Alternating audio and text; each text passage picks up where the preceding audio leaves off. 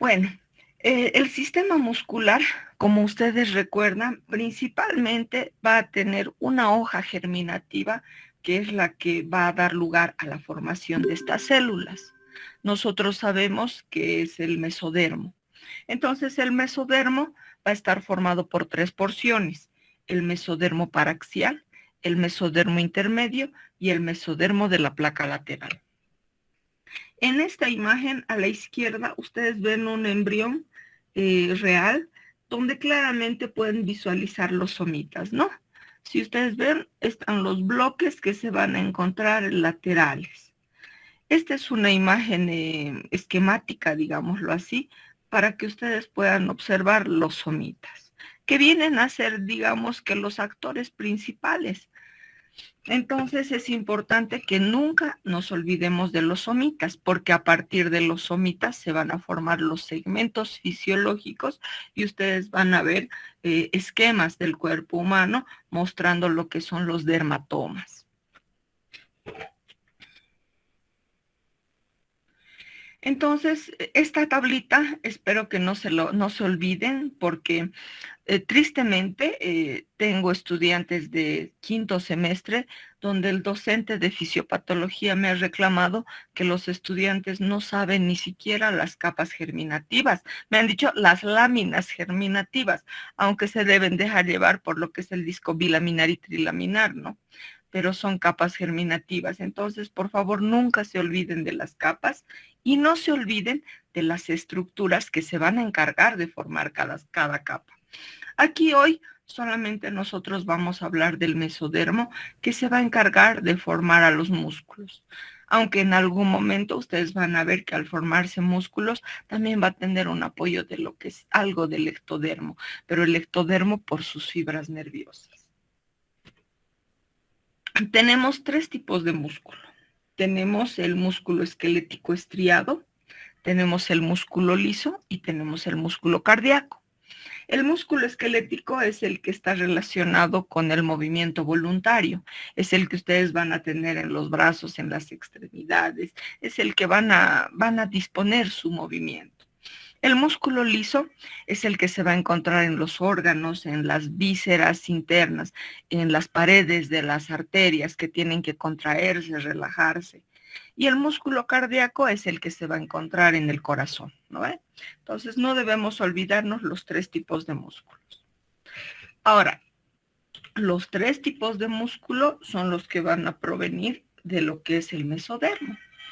Entonces, el sistema muscular se va a desarrollar a partir de la hoja germinativa mesodérmica, dando lugar a los tres tipos musculares: esquelético estriado, cardíaco y liso. Entonces, el músculo esquelético va a derivar del mesodermo paraxial, y nosotros sabemos que el mesodermo paraxial se va a formar a partir de los somitas. ¿Y qué son los somitas? No son nada más que bloques de tejido mesodérmico situados laterales al tubo neural. Estos se van a extender desde lo que es la región occipital hasta la región sacra. Los somitas en la formación de hueso, de cartílago, tienen un papel muy importante, porque a partir de las estructuras de un somita es que se van a desarrollar las estructuras que acabo de mencionar. El músculo liso se va a diferenciar a partir del mesodermo visceral o esplácnico, que va a rodear al intestino y a sus derivados. Y el músculo cardíaco va a provenir también del mesodermo visceral, pero esta vez del que va a rodear al tubo cardíaco. Entonces aquí simplemente ustedes deben recordar, ¿no? El mesodermo. No se olviden, el celestito, en la mayoría de los dibujos el ectodermo es celeste. Ectodermo, endodermo amarillo, y en la parte media es el mesodermo, y ustedes ven aquí los bloques. Entonces aquí tendríamos al mesodermo paraxial, mesodermo intermedio y el mesodermo de la placa lateral, que se está dividiendo en dos hojas. Aquí vemos un plegamiento de embrión que nos permite ver ya una disposición con sus respectivos segmentos. Tenemos mesodermo paraxial, mesodermo intermedio y las dos hojas del mesodermo del mesodermo de la placa lateral, perdón.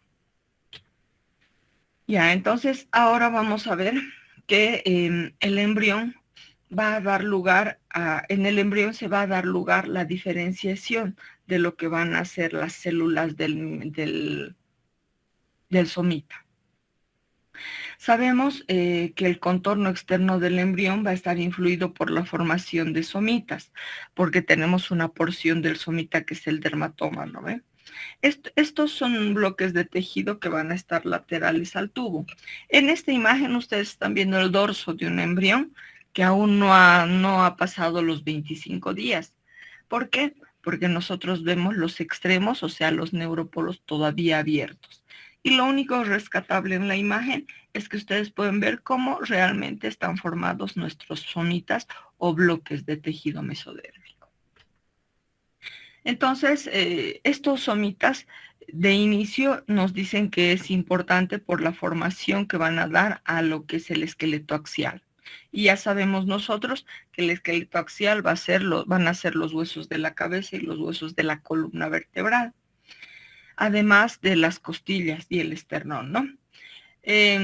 Tenemos las 3 porciones del somita que enseguida las vamos a recordar. Entonces, el primer par de somitas, no se olviden, no aparece el día 1, aparece el día 20, porque muchos de sus compañeros se confunden y empiezan a contar desde el primer día. No, nuestros somitas aparecen el día 20 y se forman entre 3 a 4 pares por día. Entonces, al final de la quinta semana tenemos 42 o 40 a 44 pares de somitas. Los vamos a nombrar de acuerdo a la disposición de las vértebras, más los occipitales. Entonces vamos a tener 4 occipitales, 8 cervicales, 12 dorsales, 5 lumbares y de 8 a 10 coccigios. El primer par occipital desaparece y los últimos coccigios, y el resto va a dar lugar a la formación de lo que es la columna vertebral para el esqueleto axial. En su libro ustedes tienen esta tablita. Si alguno de ustedes ha analizado, no nos ofrece un número exacto, ¿no? Algunos días nos ofrece la formación de 3, otros de 4. No es necesario que la sepan de memoria, pero sí es necesario que recuerden eso de que se forman 3 a 4. ¿Por qué? Porque en las primeras etapas de desarrollo, ustedes solicitan ecografía y visualizan al embrión. A veces la mamá se olvida de su última menstruación, entonces ustedes pueden llegar a contar los somitas y determinar cuántos días tiene su embrión. Por eso es importante que sepan qué día inicia y cuántos pares se forman por día. No la aprendan de memoria porque de por sí es compleja. Ya aquí nosotros tenemos simplemente la disposición de los somitas en este corte lateral. Nos ofrecen occipitales, cervicales, dorsales, lumbares y sacrococcígeos. Sabemos que el somita va a tener un proceso de diferenciación, ya que va a tener 3 porciones. De inicio se va a dividir en 2. Una ventral, que es el esclerotoma, y la otra más dorsal, que va a ser el dermomiotoma. Entonces, hacia el comienzo de la 4ª semana, las células epiteloides que forman las paredes ventral y medial del somita pierden su forma epitelial, se tornan polimorfas y emigran hacia la notocorda. Entonces, ustedes van a ver en la siguiente imagen que se van a encargar de formar un grupo de células ventrales. Este grupo de células ventrales se va a denominar esclerotoma. Este esclerotoma se va a diferenciar en 3 tipos celulares: en condroblastos, osteoblastos y fibroblastos, que van a ser las células encargadas de formar a las costillas y van a dar lugar a las estructuras ligamentarias, ¿no? Entonces van a formar el tejido laxo, denominado mesénquima o tejido conectivo joven. Rodean a la médula espinal y la notocorda y dan lugar a la formación de lo que va a ser la columna vertebral. La pared dorsal, habíamos dicho que ahí está el dermomiotoma o el área correspondiente al dermatoma. Vamos a ver la diferenciación. Entonces, va a dar lugar a un grupo de células caracterizadas por tener un núcleo pálido y nucleolos que en un corte histológico se van a teñir de oscuro. Entonces el tejido formado de esta manera lo vamos a denominar miotoma. Y ya sabemos que cada somita va a proporcionar su musculatura propia para el segmento. Entonces tenemos que va a dar lugar al esclerotoma, que se va a distribuir rodeando a la notocorda para dar lugar a las vértebras. Va a formar su dermatoma para dar lugar a la dermis. Va a formar su miotoma para dar lugar al músculo. Bueno, aquí simplemente en forma esquemática tenemos a lo que es el tubo neural y los bloques laterales. En este dibujo transversal simplemente nos están mostrando la división. No es la que sucede, ¿no? Porque ustedes en el libro han visto que tenemos una migración distinta, pero nos están mostrando el esclerotoma, el miotoma y el dermatoma. Porque el dermatoma hacia afuera, porque va a formar la dermis, el miotoma muscular y el esclerotoma que va a rodear para dar lugar a las vértebras. Entonces aquí tenemos que los somitas tienen su propio esclerotoma, su propio miotoma y su propio dermatoma, por lo que cuando ustedes vean un gráfico del cuerpo humano va a estar segmentado. Y esta segmentación va a tener el nombre de los dermatomas que le van a mostrar, nos van a mostrar las áreas de sensibilidad, porque van a estar relacionadas con las fibras nerviosas. Entonces aquí tenemos la diferenciación de un somita en esclerotoma y dermomiotoma. El dermomiotoma se va a dividir o se va a diferenciar en un dermatoma y en un miotoma. Entonces, una vez que las células del dermatoma han formado el miotoma, van a perder su característica epitelial y se van a extender por debajo del ectodermo suprayacente. No se olviden que el ectodermo es la capa que va a ir rodeando a nuestro embrión, ¿no? Como una cubierta externa. Entonces, en este sitio va a dar lugar a la formación de la dermis y a la formación de lo que es el tejido subcutáneo de la piel. Entonces, cada somita tiene sus tres estructuras. Además de ello, va a estar relacionada con un componente nervioso. Hemos visto, ¿no?, que los somitas van a tener su propio nervio, su propia arteria. Entonces, no debemos olvidar eso. Cuando el somita ya se ha diferenciado en esclerotoma y dermomiotoma, es cuando las células del miotoma se dividen y cambian o modifican su estructura, tornándose alargadas y fusiformes. Entonces, estas células que ya van a tener la caracterización muscular van a recibir el nombre de células primitivas musculares o mioblastos, que se fusionan y van a formar fibras musculares multinucleadas de gran longitud, que es lo que va a caracterizar al tejido muscular. Vamos a ir con la formación del músculo esquelético estriado. El músculo esquelético estriado inicia con los somitómeros.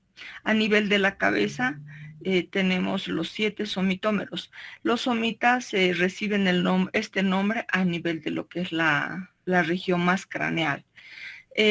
Parecen verticilos segmentados de células mesenquimatosas que van a estar derivadas del mesodermo paraxial. Entonces, la musculatura del esqueleto axial, la pared del cuerpo y las extremidades proceden de los somitas, que inicialmente forman como somitómeros y que se extienden desde la región occipital hasta la región de la cola. Después de la segmentación, los somitómeros van a proceder a un cambio o modificación, un proceso de epitelización, y dan lugar, en el libro dice, bueno, dependiendo de la edición, dice a una bola, en la última dice a una esfera de células epiteliales que van a tener una cavidad en el centro.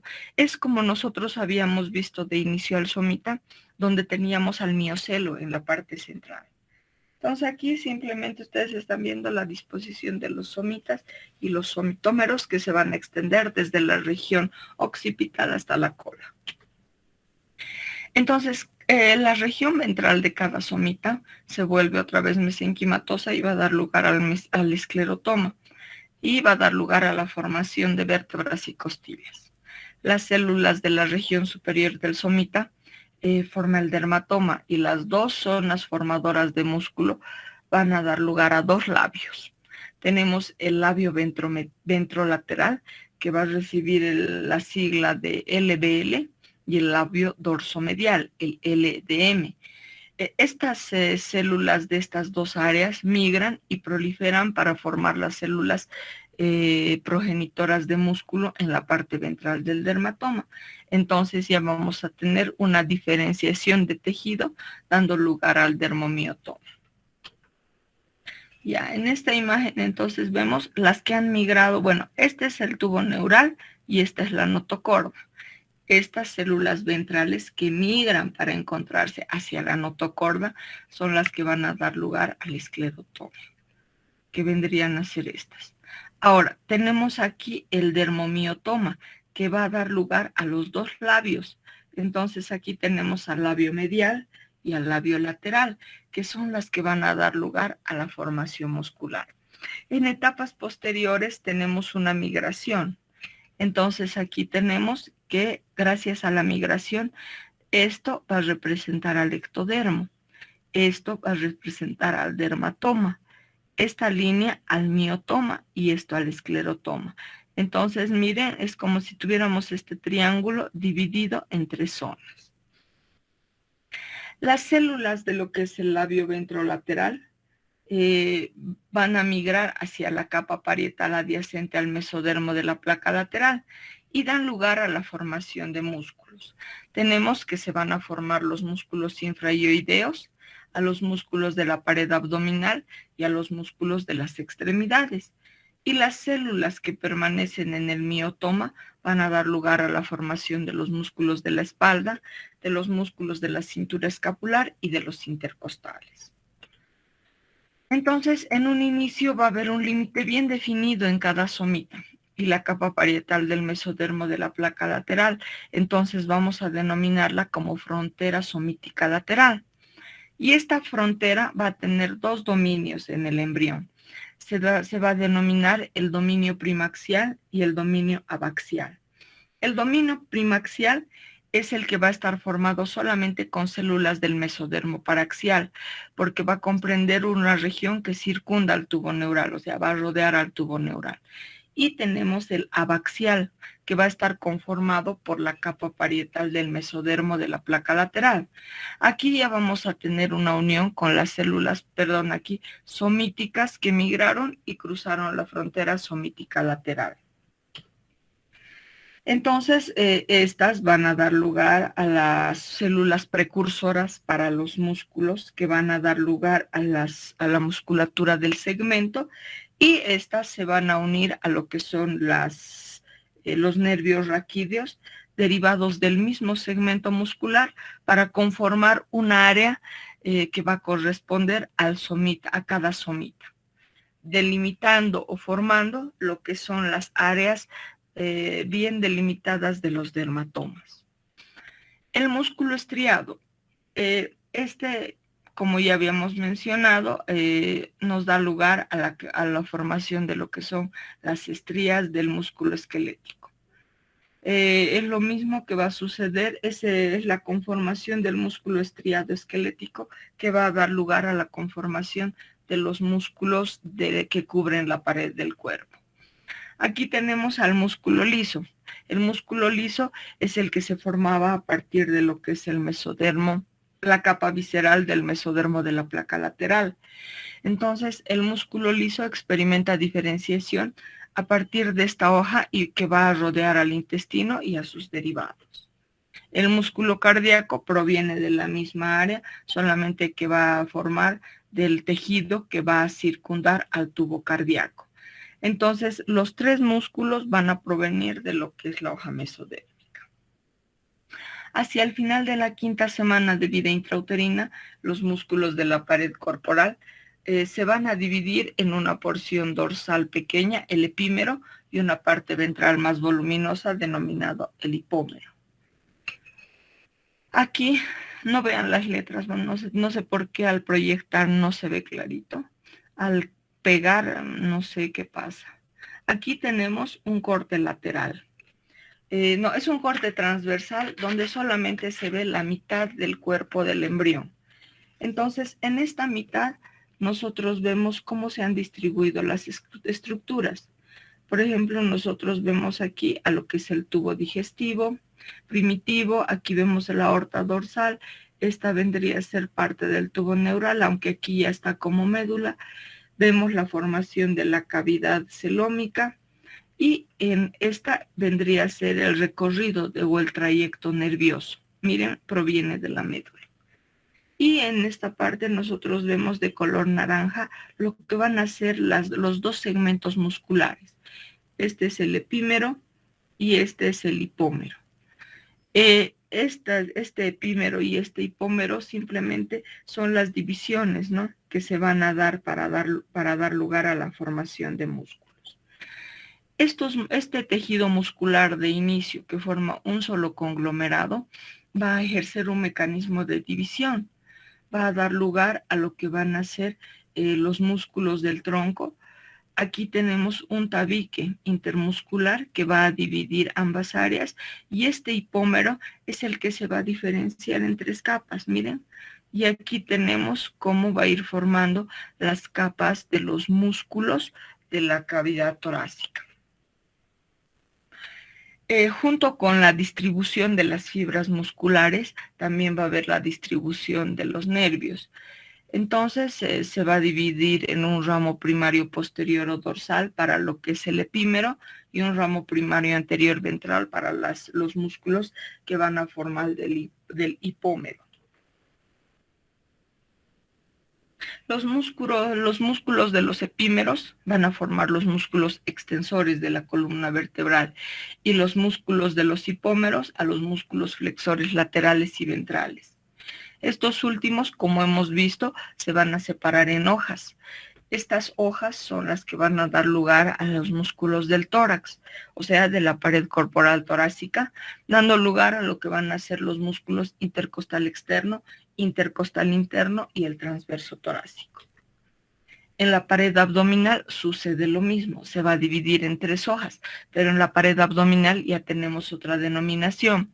Van a dar lugar a lo que son los músculos oblicuo mayor, oblicuo menor y transverso del abdomen. Los músculos de la pared del tórax conservan su carácter segmentario debido a la distribución de lo que van a ser las costillas. En el extremo ventral de los hipómeros aparece una columna longitudinal ventral. En la región del abdomen, esta columna va a corresponder al recto mayor del abdomen. En la región cervical va a dar lugar a los infrahioideos y en el tórax van a representar a lo que es el músculo esternal. Y aquí simplemente vemos un dibujo que muestra la musculatura. Estos colores oscuros van a representar a los miotomas. Estos miotomas son los que van a distribuir sus fibras hacia la región ventral para dar lugar a la formación muscular. En esta imagen estamos viendo un área destinada a los músculos del ojo. Aquí nosotros estamos viendo los arcos faringios que van a tener su propia formación muscular.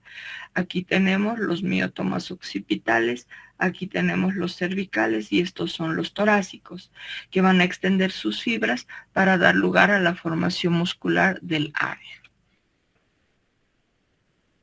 Tenemos la formación de los músculos de la cabeza. En la cabeza nosotros tenemos el desarrollo de los miotomas que no están marcados. Entonces al principio se van a diferenciar en los miotomas occipitales, ¿no? Provenientes de lo que van a ser los somitas occipitales.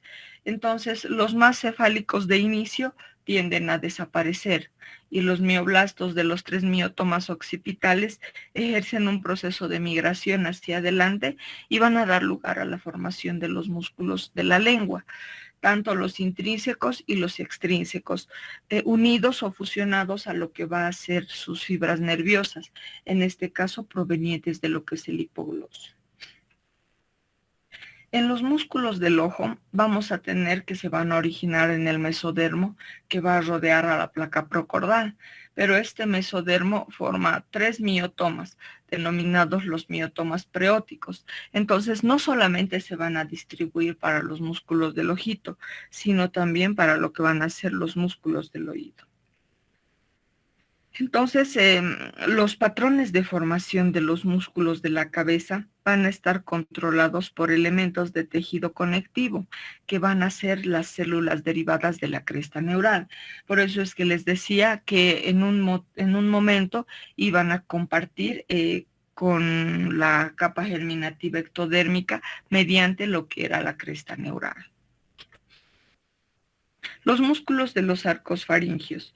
Ustedes ya deben recordar, ¿no? Como ya hemos visto en la formación de la cabeza, de las estructuras de la cabeza, estas se forman a partir de lo que son los arcos branquiales. Y si ustedes recuerdan, cada arco tenía su musculatura, ¿no? O sea, cada arco tenía la formación de su hueso, de su musculatura, la relación con un nervio. Entonces, los músculos de los arcos branquiales se van a formar por estas células. Tenemos células mesodérmicas que van a estar situadas en los arcos branquiales y también van a dar lugar a la formación de células primitivas, o sea, de mioblastos. Y estos mioblastos van a migrar en etapa final en varias direcciones para dar lugar a la formación de sus estructuras musculares. A pesar de su migración extensa, se determina su procedencia puesto que siguen recibiendo inervación por su filete del arco del cual provienen. No se olviden, ¿no? Cada arco tenía su propio nervio, entonces con fibras de su nervio van a seguir extendiéndose y van a dar lugar. Primero habíamos mencionado a los músculos de la masticación, a los músculos de la cara que van a corresponder a los músculos de la mímica. Van a dar lugar a los músculos de la faringe y de la laringe, que vendrían a ser en una forma general los que se van a formar de los arcos branquiales o faringios. Aquí simplemente muestra cómo se van formando los músculos a nivel de la región de la cara. Esta es una imagen que ya hemos visto. La que no habíamos visto hace un momento eran los preóticos, que van a estar relacionados con la región óptica. Y aquí simplemente vemos la otra mitad donde nos muestran la diferenciación entre epímero e hipómero. Y miren, del hipómero tenemos una prolongación de lo que van a ser los músculos de las extremidades alrededor de lo que va a ser la porción cartilaginosa y dándonos músculos extensores y flexores. En relación con los músculos de las extremidades. Entonces, los primeros indicios de aparición de la musculatura de las extremidades se van a desarrollar en la 7ª semana del desarrollo, por condensación del mesénquima que se va a encontrar cerca a la base de los esbozos de las yemas de las extremidades. Como sabemos, las extremidades superiores inician una formación como yema, ¿verdad? Una yema. Y esta va a dar lugar a una condensación de tejido para la formación de los huesos y posteriormente va a dar lugar a una proliferación para dar lugar a la formación muscular. El mesénquima deriva del mesodermo somático y desde allí emigra hacia los esbozos de las extremidades. Entonces, mientras estas extremidades van aumentando su longitud, se desdoblan en dos componentes, en un componente flexor y un componente extensor, para dar lugar a la diferenciación de lo que van a ser los músculos en extremidades. Sucede lo mismo en extremidades inferiores, ¿no? Van a dar lugar a la formación, a la proliferación desde la región media hasta la región más distal. Primero como yema y después, de acuerdo a la proliferación y a la longitud, van a dar lugar a la formación de los músculos en estos dos grandes grupos. Entonces, la musculatura de las extremidades va a provenir también de los somitas, que van a migrar desde la región más proximal hasta la región más distal. Entonces se forman los grupos musculares y van a dar lugar a formar alrededor de las estructuras óseas. Las extremidades superiores tienen un desarrollo más rápido que las extremidades inferiores. El músculo cardíaco es un músculo que se va a desarrollar a partir del mesodermo visceral que rodea al tubo endotelial del corazón. Entonces, simplemente los mioblastos, que van a ser las células primitivas, se van a adherir a a las uniones de los discos intercalares y van a dar lugar a la formación del músculo, que va a dar lugar a la distribución de sus fibras nerviosas para darle una funcionalidad cardíaca. Y en relación al músculo liso, el músculo liso simplemente se va a distribuir principalmente en inicio en lo que va a ser la aorta dorsal. Si ustedes se acuerdan, los cortes transversales teníamos a la formación de las arterias aortas, ambas dorsales, y el músculo liso se va a distribuir en estos vasos para dar lugar a su funcionalidad de contracción y dilatación. También, ¿se acuerdan? Tenemos células de la cresta neural que se van a encargar de inervar a estas células. En relación a las consideraciones clínicas, la formación muscular nos muestra tres principales afectaciones de músculos. Estaríamos hablando principalmente de lo que es el músculo esquelético. Nos hablan de lo que es la secuencia de Poland, que es la ausencia total del pectoral menor y parcial del pectoral mayor. Con ausencia de estos músculos, entonces el pezón y la areola no se van a formar, y si se forman, estos se van a encontrar desplazados. Entonces, cuando tenemos niños con esta alteración, podremos buscar si existen anomalías a nivel de los dedos. En los dedos podría darnos lugar a lo que es la braquidactilia, que estaría representado por dedos cortos. La siguiente consideración viene a ser el síndrome del abdomen en ciruela pasa, o el que ya habíamos visto en sistema urinario, ¿no? Es una afectación donde la musculatura del abdomen está poco desarrollada. Nos hablan incluso de una pared abdominal delgada que puede permitir visualizar los órganos o palparlos. La anomalía va a estar acompañada de alteraciones urogenitales, por lo que nuestro niño va a tener múltiples malformaciones. Y tenemos lo que es la distrofia muscular de Duchenne. La distrofia muscular de Duchenne es una condición genética. Es una enfermedad relacionada con el cromosoma X. Es un conjunto de enfermedades o trastornos hereditarios que van a llevar al desgaste progresivo y debilidad muscular. Tenemos dos principales que vendrían a ser la distrofia muscular de Duchenne y la distrofia muscular de Becker.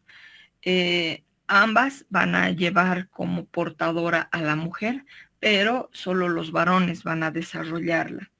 Es una enfermedad que se puede presentar desde el vientre materno o que puede iniciarse tiempo después de que el niño ha nacido. Puede nacer normal, pero con el pasar de los años va a referir debilidad y cansancio de musculatura, por lo que el niño va a iniciar con tropiezos, porque va a tener dificultad para deambular, va a continuar con cansancio y el niño solamente va a querer estar sentado, y va a evolucionar hasta un punto que solamente se va a arrastrar, por lo que va a requerir lo que es el uso de silla de ruedas. Entonces es una enfermedad crónica que es progresiva y debilita lo que son los músculos. Y como les digo, tiene un componente genético importante. Aquí simplemente estamos viendo el niño con el abdomen en ciruela pasa, con la alteración o afectación a nivel de los músculos del abdomen. Hemos dicho que este va a estar relacionado con malformaciones urinarias y genitales. Entonces, este abdomen en ciruela pasa recibe el nombre del síndrome de Prunebelli. Ahora, esta es una imagen que nos muestran los niños que sufren distrofia muscular. Al sufrir distrofia muscular, claramente se puede ver una hipotonía, o sea, debilidad y falta de... muestra un gran desgaste, ¿no? Por lo que los niños no realizan movimientos voluntarios y están como que sin fuerzas. Por eso es que este niño, miren, no tiene un control de sus movimientos voluntarios. Parece una masa de tejido. Aquí tenemos una imagen con la secuencia de Poland. Claramente ustedes pueden ver la diferencia. No he puesto imagen de niño, pero esa ustedes creo que la tienen en su libro, donde nos muestra una ausencia del pectoral menor y una porción del pectoral mayor. Entonces, lo que nos lleva a una alteración en la ubicación de lo que es el pezón y la areola. Y claramente se puede ver en este individuo. Digamos que en los varones no causa mucho problema o dificultad. En el sexo femenino es cuando va a ser un poco más complejo, ya que en la mujer tiene que desarrollarse lo que es la glándula mamaria, ¿no? Para lo que es la lactancia. Entonces es en las mujeres donde vamos a ver peores consecuencias. Y bueno, jóvenes, como ustedes han visto, el sistema muscular es bastante sencillo,